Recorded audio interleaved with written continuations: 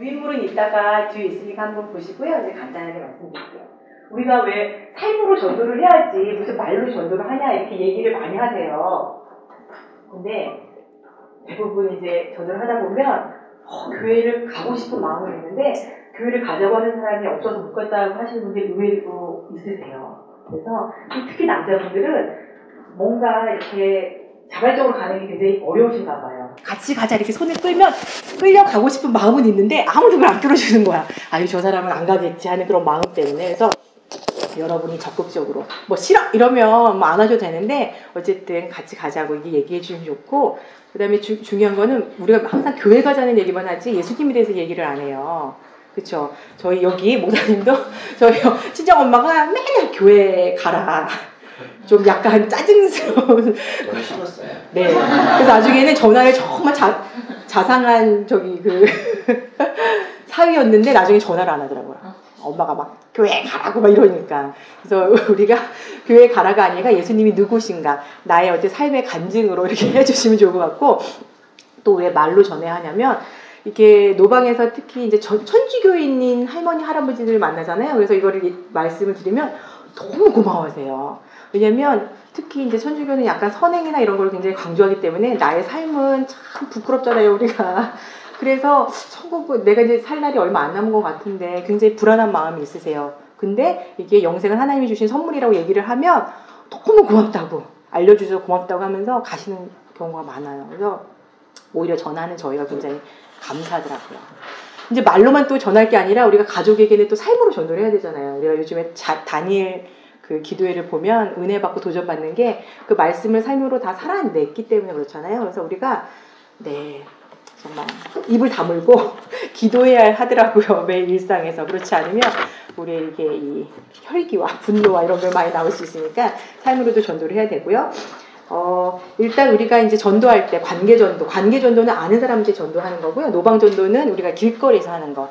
그럴 때 어떻게 하면 좋은지 잠깐 말씀드렸으면 하는데, 무슨 전략 같잖아요. 이게 전략이 아니라 사실 우리가 선물을 줄 때도 굉장히 고가인 선물은 포장도 굉장히 예쁘게 하죠.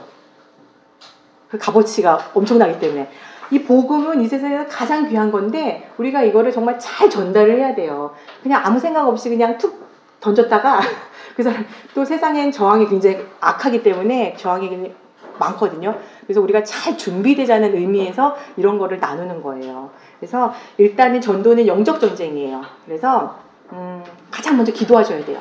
왜냐면 저는 이제 전도 폭발에서 훈련을 받는데 꼭 전도 폭발 그 복음이 아니더라도 뭐 사형리 여러 가지 여러분이 아시는 걸로 해도 되는데, 이런 오류에 빠져요. 제가 이제 전도 폭발 이 전문을 다 외웠어. 달달달달. 그러면 자신감이 생기는 거예요. 그러면 기도 없이 막 가는 거야. 안 돼요. 전도가 안 되고 오히려 그 교만함 때문에 그 사람들이 이렇게 거부감이 있더라고요. 그래서 항상 기도를 하셔야 되고, 아까 우리 골로새서 말씀에서도 우리가 새 사람 입으면 긍휼한 마음이 든다 그랬잖아요.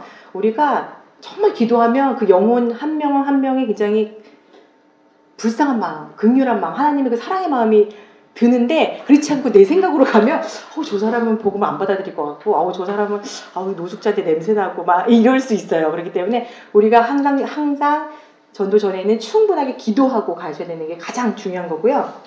그 다음에 내가 하나님 만난 거, 너는 왜 하나님 이렇게 하는 게 아니라 내가 만난 하나님에 대해서 너무 기쁜 마음으로 나누다 보면 그게 이렇게 자연스럽게 이게 흘러가더라고요. 그리고 생활 속에서 이제 전도를 해야 되잖아요. 가족도 그렇고 이웃도 그런데 신뢰감을 쌓는 게 굉장히 중요해요. 우리가 사실 다른 사람 말 잘 안 들어요. 듣는 것 같지만 그렇지 않아요? 남편이신 우리 목사님이 저한테 항상 하는 말이, 너는 정말 잘 듣는데요. 말은 잘 듣는데 내 고집을 절대 꺾지 않는다는 거예요. 그래서 항상 저보고 똥고집이라 그랬는데 저도 이해를 못했어요. 왜 똥고집이지? 근데 예수님 만나고 생각해보니까 제가 얘기는 다 듣지만 속으로 저 사람은 저렇지만 내 생각은 이래. 이렇게 안 내려놓더라고요.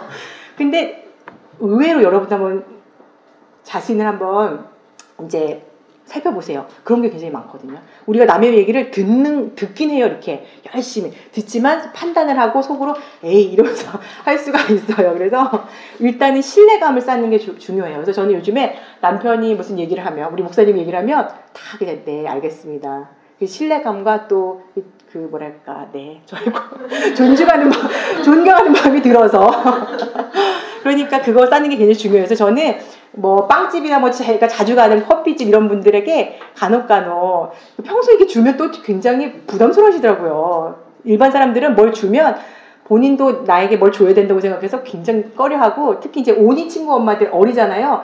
뭘 사준다 그러면 너무 극도로 싫어하더라고요. 왜 사줘요?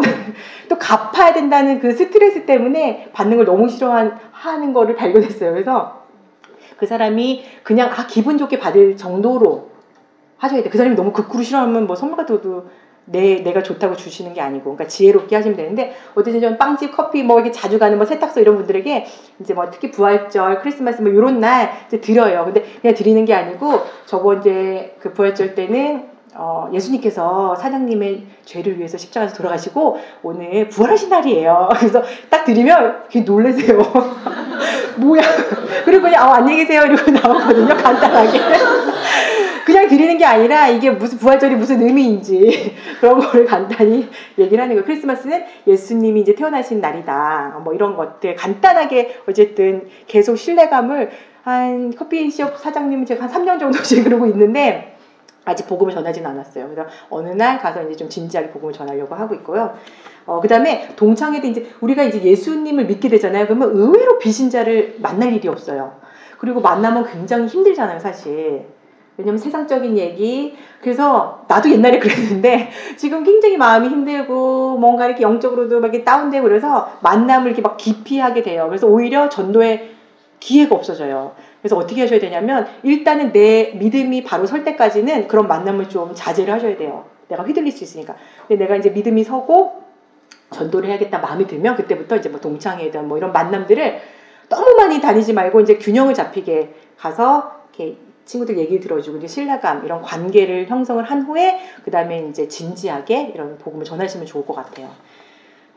그리고 노방전도에 대해 요즘에 노방전도에 무슨 전도가 되겠어 하는데 의외로 많은 분들이 영접을 하고 계세요. 그리고 노방전도에서 항상 느끼는 게 처음에는 같은 크리스천들이 가장 은혜 받고 도전 받으세요.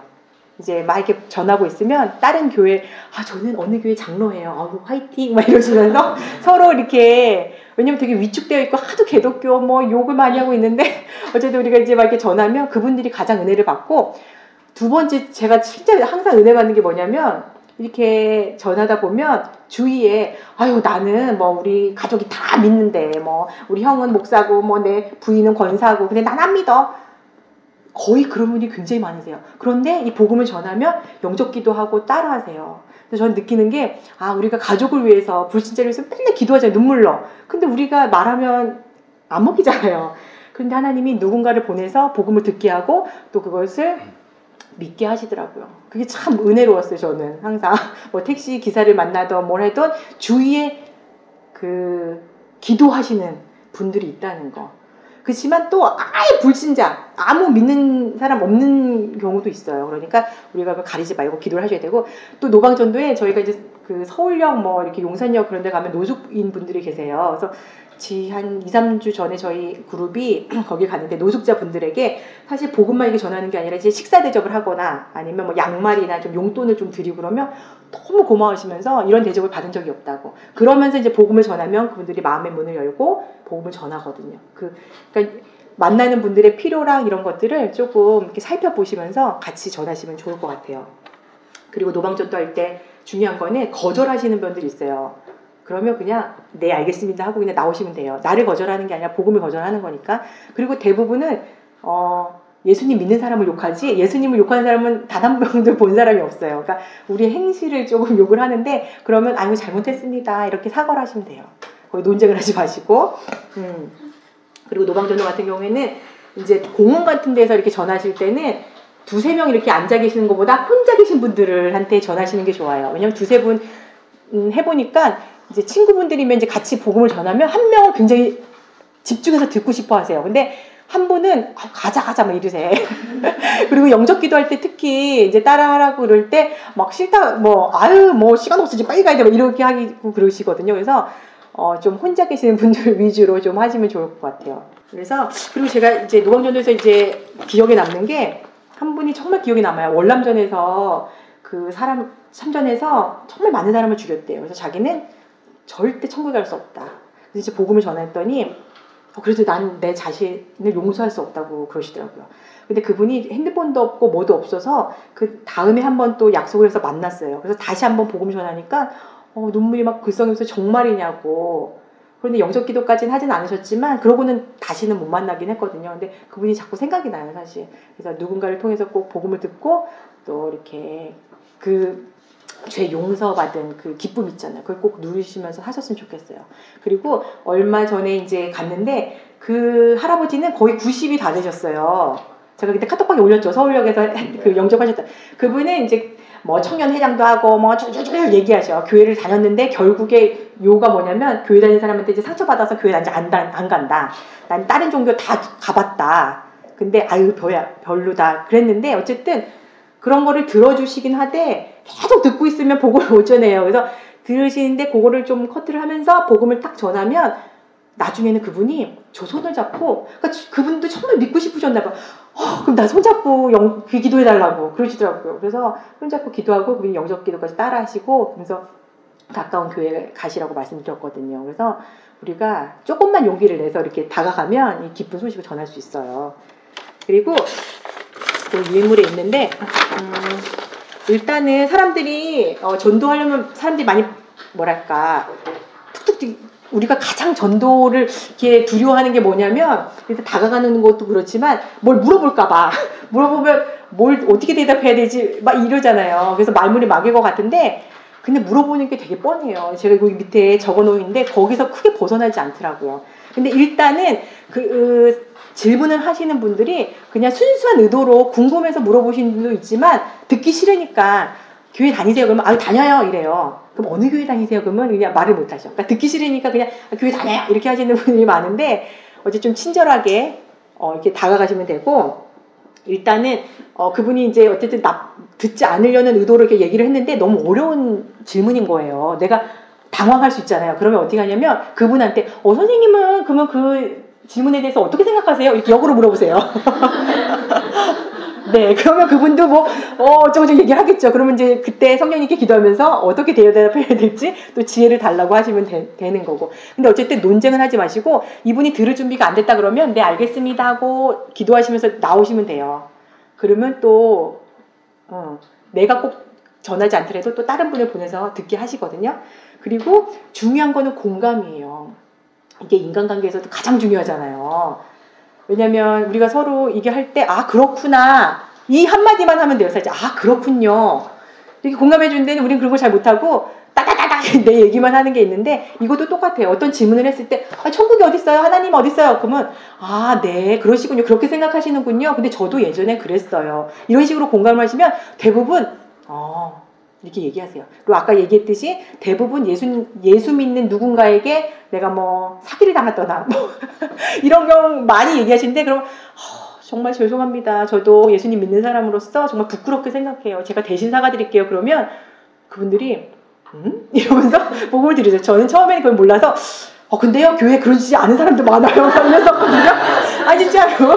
그러니까 그 사람들이 뭐야 이러면서 가시더라고요. 근데 이렇게 사과를 하니까 그리고 이렇게 중요한 구원의 문제를 그 친구분 때문에 놓치셔야 되겠냐 그러면 이러면서 좀 들으시더라고요. 그래서 그런 좀 지혜가 필요하고 그다음에 이제 흔한 질문 아까 말한 것 이렇게 기독교인 욕하는 거가 가장 많고요. 나 요즘 바빠요.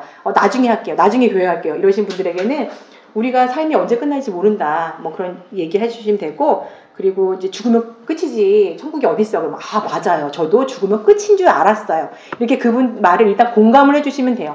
그런데 성경에서는 내가 너에게 이것을 쓰는 것은 너희로 하여금 너에게 영생이 있음을 알게 하려 함이라고 말씀하세요. 성경이 쓰여진 목적이 바로 우리에게 영원한 생명이 있다는 걸 알려주기 위함이죠. 저도 그전에는 몰랐어요. 그러면 그분들이 이렇게 귀를 열고 들으시거든요. 그래서 그렇게 얘기해 주면 되고 그다음에 저도 이 얘기 정말 들었어요. 처음에 저도 이제 처음에 이제 전도 훈련을 받으면서 하는데 그분이 그러는 거예요. 기독교는 죽음으로 마케팅을 한다는 거예요. 이제 오늘 그 얘기가 너무 쇼킹하기도 했고 왜 기분 나쁘게 죽음 얘기를 하는 거예요. 그래서 네, 이러면서 그냥 나왔어요. 그 부동산 아저씨였는데 중개 그 하시는 근데 진짜 할 말이 없대요. 그리고 또 이제 여기서는 이제 성경에 대해서 성경에 이렇게 써 있으니까 이러면서 선포를 하라는데 그분이 그러는 거야. 성경을 어떻게 믿냐는 거예요. 근데 제가 준비가 안 돼서 제가 네, 뭐 그래서 딴 얘기만 하게 나왔는데 성경은 그때 우리 배웠죠. 성경은 1600년 동안 한 40여 명의 저자로 쓰여졌는데 그게 시대랑 그 사람들의 직업력이 다 다르잖아요. 근데 그 성경의 66권이 통일성이 있다. 예수 그리스도를 통한 구원에 대해서 이야기를 하고 있다. 이 얘기를 전반적으로 얘기를 해주시면 그분들이 또 귀를 열고 들으시거든요. 그래서 어쨌든 대부분 듣지 않거나 두 번째 들으시면 잘 들으세요. 중간은 없어요. 그러니까 아예 안 들으실 분들은 아예 이렇게 경멸하는 눈으로 이렇게 보고 이렇게 가거든요. 그러니까 겁먹지 마시고 그냥 다가가서 전하시면 될 것 같아요. 그래서 이제 실제로 전도하는 거를 이제 우리 목사님이랑 보여드릴게요. 네, 이제 처음에 거절하는 케이스죠. 어머, 안녕하세요, 선생님. 저희 여기 메가스터디 타워에 있는 온리지 교회에서 나왔어요. 교회 싫어요. 그러세요? 그럼 요번에도 좀 봐주세요. 됐어요. 네, 알겠습니다. 좋은 시간 보내세요. 네, 이렇게 하시면 돼요. 그리고 왜냐면 처음에는 저도 이렇게 거절하면 저를 거절한 것 같고 막 너무 속상하고 막 움츠러들고 막 이랬는데 그리고 이렇게 말을 거는 것 자체가 참 그렇잖아요. 전도지도 저도 처음에 못 쳤어요. 어떻게 이렇게 모르는 사람한테 가가지고 전도지를 주냐. 근데 진짜 이렇게 경멸하게 봐요. 이런 분들. 이런 분들은 말이라도 하죠. 아예 쳐다도 안 봐. 근데 그러면 네, 알겠습니다. 이렇게 웃으면서 나오시면 됩니다. 그리고 이제 두 번째. 이렇게 선물 같은 거를 가져가면 대부분 좋아하세요. 그래서 이렇게 물티슈나 뭐 간단히 먹는 거를 가지고 안녕하세요, 선생님. 네. 네. 저는 여기 온리지교에서 나왔는데요. 혹시 교회 다녀보신 적 있으세요? 친구 따라 한 번 갔었어요. 한 번 가셨어요? 그러시군요. 이거 선물 받으세요. 네. 선생님께 성경에 대해서 좀 말씀드리고 싶은데 시간 좀 괜찮으시죠? 네. 네네네. 네. 선생님, 선생님이나 저나 이 세상 어느 누구도 언젠가는 너무 가깝게 언젠가는 이 세상을 떠나게 되어 있는데요. 만일 오늘이라도 이 세상을 떠나신다면 천국에 갈 것을 확신하고 계시나요? 잘 모르겠는데. 잘 모르겠어요? 저도 사실 그랬어요. 근데 성경에는 우리에게 영생이 있다고 말씀을 하세요. 그럼 선생님은 어떻게 하면 영생을 얻어 천국에 갈 수 있다고 생각을 하세요? 다른 사람한테 피해주지 않고 네. 착하게 살면. 그러시구나. 네, 많은 분들이 이렇게 착하게 살거나 뭐 이렇게 선하게 성실하게 살면 천국에 갈 수 있다고 생각하는데요. 선생님의 대답을 듣고 보니까 제가 가장 기쁜 소식을 전해드릴 수 있겠어요. 영생은 값없이 주시는 하나님의 선물입니다. 그러므로 영생은 돈이나 공로나 자격으로 얻는 것이 아니에요. 사실 우리가 살면서 생명에 관련된 모든 것들을 다 선물로 받았어요. 밝은 햇빛, 공기, 물 등을 다 선물로 거저받았지요. 이와 마찬가지도 영생도 하나님 우리에게 선물로 주신다는 거예요. 제가 이걸 선물로 그냥 드렸죠. 네. 그런데 하나님은 이 영생을 왜 선물로 주실까요? 잘 모르겠네요. 그렇죠. 그것은 성경이 인간에 대해서 말씀하고 있는 것을 이해할 때 좀 더 분명히 알 수 있는데요. 인간은 죄인이에요. 그러므로 인간은 자신을 구원할 수 없어요. 선생님은 자신이 죄인이라고 생각하세요? 어떤 때는 그런 것 같아요. 그러시군요. 훌륭하신데요. 대부분은 우리가 감옥에 가거나 뭐 그렇지 않으면 죄인이라고 생각하지 않아요. 그런데 성경에서 말하는 죄는 무엇이냐면 첫 번째, 강도, 살인, 도적질, 간음처럼 하지 말아야 할 것을 하는 것이 죄이고요. 둘째, 부모 공경이나 이웃사랑처럼 해야 할 것을 하지 않는 것도 죄라고 말씀하세요. 그리고 셋째는 교만, 정욕, 미움, 탐심, 시기, 질투, 거짓말처럼 나쁜 생각과 나쁜 마음도 죄라고 말씀하고 계세요. 하지만 가장 큰 죄는 하나님을 하나님으로 믿지 않는 죄라고 말씀하세요. 이런 기준으로 볼 때 선생님은 하루에 몇 번 정도 죄를 짓는다고 생각하세요? 많이 짓는 것 같은데. 네, 맞아요. 저도 굉장히 많이 죄를 짓고 살고 있어요. 근데 어떤 사람이 하루에 10번이나 5번? 아니, 단지 3번만 죄를 짓는다고 생각해 볼게요. 이런 사람은 아마 걸어다니는 천사라고 말할 수 있을 거예요. 근데 이렇게 선한 천사 같은 사람이라 할지라도 하루에 3번이면 1년이면 1000번 이상 90평생을 살면 9만 번 이상의 죄를 짓게 되지요. 그래서 이 세상에서 자신은 죄인이 아니라고 할 수 있는 사람은 단 한 사람도 없어요. 그런데 이런 죄인이 어떻게 영생을 선물로 받을 수 있을까요? 그러게요. 그렇죠. 너무 신기하죠. 그것은 성경이 하나님에 대해서 말씀하시는 것을 이해할 때 좀 더 분명히 알 수 있는데요. 하나님은 자비로우셔서 우리를 벌하시는 것을 원치 않으세요. 하지만 하나님은 의로우시기 때문에 반드시 우리 죄를 벌하셔야만 해요. 성경은 하나님은 사랑이십니다. 하지만 벌을 면제하지는 아니하고 보응하리라고 말씀하고 계세요. 제가 예를 하나 들어 설명할게요. 전쟁 중인 러시아 제국에서 부족한 식량을 훔치는 사건이 종종 발생했어요. 그 화가 난 지휘관 가르시아 장군은 누구든지 부족한 식량을 훔치다 잡힌 사람에게는 끔찍한 채찍질을 가하겠다고 선포했어요. 그런데 도둑을 잡고 보니 다른 사람이 아닌 바로 그의 어머니였어요. 장군은 원칙대로 어머니에게 채찍을 가하자니 사랑하시는 어머님이 돌아가실 것 같고 원칙을 무시하고 그냥 넘어가자니 부하들에게 군기가 서지 않을 것 같았어요. 그래서 장군이 결정해서 버려야 되는 날 장군은 그 부하들 앞에서 그의 겉옷을 벗었어요. 그리고 부하들에게 명했어요. 어머니 대신 나에게 채찍을 가하라. 그는 어머니에 대한 사랑도 실천했을 뿐만 아니라 동시에 죄인을 처벌하는 공의도 실천하게 된 것이죠. 이처럼 의로우시고 자비로우신 하나님은 우리의 죄 문제를 예수 그리스도 안에서 단번에 해결하셨어요. 네, 예수님 얘기를 많이 들어보셨잖아요. 예수님이 어떤 분인지 제가 조금 더 말씀드릴게요. 예수님은 참 하나님이신 동시에 참 인간이십니다. 예수님은 우리에게 영생을 선물로 주시기 위하여 십자가에서 죽으시고 4일 만에 부활하셔서 승천하셨어요. 이것이 제가 태어나서 지금까지 지은 모든 죄를 낱낱이 기록되어 있는 책이라고 생각해 볼게요. 근데 어느 날 이 책이 하나님 앞에서 펼쳐지고 제가 행한 대로 심판받게 될 것을 말씀하고 있습니다. 그런데 이 책에 기록된 저의 죄가 문제예요. 하나님은 저를 사랑하시기 때문에 저를 벌하시기 원치 않으시지만 하나님은 또한 의로우시기 때문에 저의 죄를 반드시 벌하셔야만 해요. 그래서 하나님은 그의 사랑하시는 아들 예수 그리스도를 이 세상에 보내셨습니다. 예수 그리스도는 성경을 보면 우리는 다 양 같아서 그릇 행하여 각기 제 길로 갔거늘 여호와께서 우리 모두의 죄악을 그에게 예수 그리스도에게 담당시키셨도다라고 말씀하고 계세요. 하나님이 미워하시는 저의 모든 죄가 그의 사랑하시는 아들 예수 그리스도에게 옮겨졌습니다. 그리고 예수님은 이 모든 죄를 안고 친히 그 자신의 몸으로 십자가에 달려 돌아가셨습니다. 십자가 위에서 우리의 모든 죄값을 대신 치르시기 위해 돌아가셨는데 십자가 위에서 그 모든 것이 이루어졌을 때 예수 그리스도께서는 다 이루었다라고 말씀하셨어요. 범죄한 우리의 모든 죄값을 예수 그리스도께서 대신 갚아주신 것입니다. 이 예수 그리스도는 지금 선생님에게 영생을 선물로 주시길 원하세요. 그럼 이 영생 선물은 어떻게 받을 수 있을까요? 그냥 받는. 네, 그냥 선물로 받는데요. 이것은 믿음으로 받습니다. 그런데 예수 그리스도를 믿는 믿음이에요. 근데 중요한 것은요, 단순한 지식적 동의와 일시적 현세적 믿음은 구원받는 믿음이 아니에요. 제가 이 의자를 가지고 구원받는 믿음이 무엇인지 설명을 드릴게요. 이 의자가 여기 있다는 것을 믿으시죠? 네.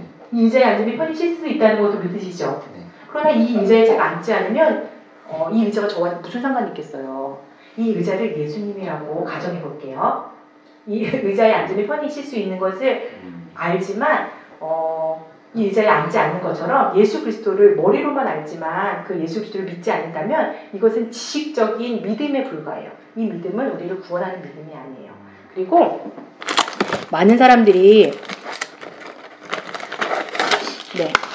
재정 문제, 그리고 건강 문제, 이런 자녀 문제와 같은 일시적이고 현실적인 문제들을 해결할 분으로 알고 예수님께 이 문제들을 맡기고 있지만 예수 그리스도를 믿지 않는다면 이 믿음은 일시적이고 현세적인 것을 해결하라는 믿음으로 우리를 구원할 수 있는 믿음이 아니에요. 그럼 성경이 말하는 구원받는 믿음이 뭐냐면 이 모든 문제를 안고 제 자신이 예수 그리스도께 제 자신을 맡기는 것입니다. 저는 어느 날 제 삶에 있는 모든 문제를 안고 제 자신을 예수님께 맡겼어요. 그때 저는 비로소 영생의 선물을 받았어요. 얼마나 기쁘고 평안했는지 몰라요. 선생님, 아까 선생님께서는 천국에 들어가기 위해 뭐 이렇게 착하게 살고 그러신다고 했죠. 그러면 구원을 위해서 누구를 믿고 있었던 걸까요? 저를 믿고 있어요. 네, 자신을 믿고 있었는데 우리의 구원을 위해서는 내가 아니라 오직 예수 그리스도로 그것을 옮기셔야만 합니다. 제가 지금까지 성경의 핵심적인 내용을 요약해서 말씀드렸는데 이해가 되세요? 네, 지금 이 온 우주 만물을 창조하신 하나님께서 사랑하는 아들아 내가 너에게 이 영생의 선물을 주려고 하는데 받겠느냐고 물으신다면 이 영생의 선물을 받기 원하시니까? 네. 아, 네, 감사합니다. 정말 중요한 결정을 하셨어요. 이 결정이 무엇을 말씀하는지 세 가지로 말씀드릴게요. 첫 번째, 영생을 얻기 위하여 자신을 믿는 것이 아니라 예수 그리스도만을 믿겠다는 뜻입니다. 둘째, 부활하신 예수님을 나의 삶의 구원자, 삶의 주인으로 모시겠다는 뜻이에요. 세 번째는 지금까지 지은 모든 죄를 회개하고 하나님께로 삶의 방향을 돌이키겠다는 뜻이에요. 선생님 정말 이렇게 하길 원하십니까? 네. 그럼 제가 저를 따라 기도해 주시겠어요? 네. 하나님 아버지, 저는 죄인입니다. 저는 죄인입니다. 지금까지 저는 제 자신을 믿고 살아온 죄인입니다. 죄인입니다. 예수님께서 저의 죄를 대신하여 십자가에서 돌아가시고 부활하신 것을 믿습니다. 지금 이 시간 제 마음의 문을 엽니다. 제 마음에 들어오셔서 저의 구원자와 주님이 되어주세요. 제가 하나님 앞에 가는 그날까지 제 삶을 인도해 주세요. 예수님의 이름으로 기도드립니다. 아멘. 선생님, 제가 기도 한 번만 다시 할게요. 하나님 아버지 감사합니다. 영접하는 자, 곧 그 이름을 믿는 자에게는 하나님의 자녀가 되는 권세를 주신다는 말씀대로 하나님의 자녀가 되게 해주셔서 감사합니다. 동이 서에서 먼 것 같이 너의 죄를 멀리 옮겼느니라. 다시는 너의 죄를 기억지 아니하리라는 말씀대로 죄 용서의 확신을 주시고 나를 믿는 자는 결단코 멸망치 않고 영생을 얻으리라는 말씀대로 구원의 확신을 주시옵소서. 아멘. 네. 선생님, 지금 선생님이 하신 말씀을 예수님께서 하신 것을 잠깐 읽어볼게요. 요한복음 6장 47절인데요. 이거 한번 읽어주시겠어요? 진실로 너희에게 이르노니 믿는 자는 영생을 가졌나니. 아멘. 믿는 자는 무엇을 가졌다고 했나요? 영생. 네, 영생을 가질 것이라고 했나요? 이미 가졌다고 했나요? 가졌다고 했어요. 네, 아멘. 그럼 여기 너희랑 여기 자에 선생님 이름을 넣어서 한번 다시 읽어주시겠어요? 진실로 명호에게 이르노니 믿는 명호는 영생을 가졌나니. 네, 아멘. 네, 이 말씀에 근거해서 다시 한번 여쭤볼게요. 만일 오늘이라도 이 세상을 떠나신다면 천국에 들어갈 것을 확신하고 계십니까? 네. 아멘. 네, 그러면 사람이 어떻게 하면 영생을 얻어 천국에 갈 수 있다고 생각하세요? 예수님을 믿는 믿음. 아멘. 네, 너무 감사합니다. 네, 여기까지 했고요. 간단하게 이제 초신자일 때는 요 즉석 양육을 하는데 이거는 그냥 간단히 말씀드릴게요. 이거는 이제 여기 그리스도에 대한 나의 결정을 한번 같이 읽고요. 그다음에 우리가 선생님 지금 우리가 영적으로 갓 태어난 아기와 같아요.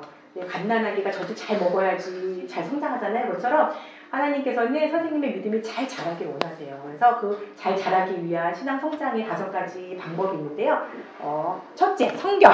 성경은 이제 영혼의 양식이라는 거. 그래서 우리가 밥을 잘 먹어야지 건강해지는 것처럼 말씀을 계속 읽어야 된다는 거. 둘째, 기도. 기도는 하나님과 우리의 호흡이라는 거. 그래서 기도할 때 어떻게 해야 되냐. 첫째, 하나님 아버지 대상. 그다음에 감사합니다.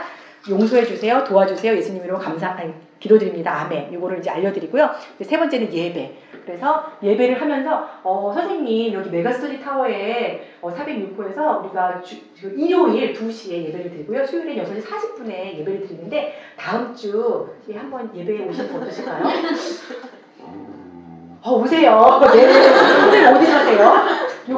은혜고시원. 은혜고시원이구나. 그럼 제가 다음 주 일요일 1시에 은혜고시원 정문 앞으로 갈게요. 거기서 뵐게요.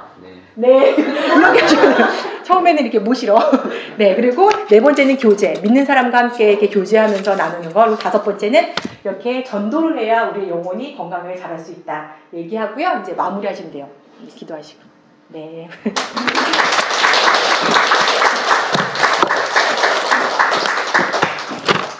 조금 길었지만은 저희가 무엇을 하며 살아야 하는가를 실체적으로 좀 보여드리고 싶어서 짧게 하지 말고 전체를 다 해달라고 제가 부탁을 했어요. 네. 이렇게 마음에 좀 울림이 있으십니까? 네.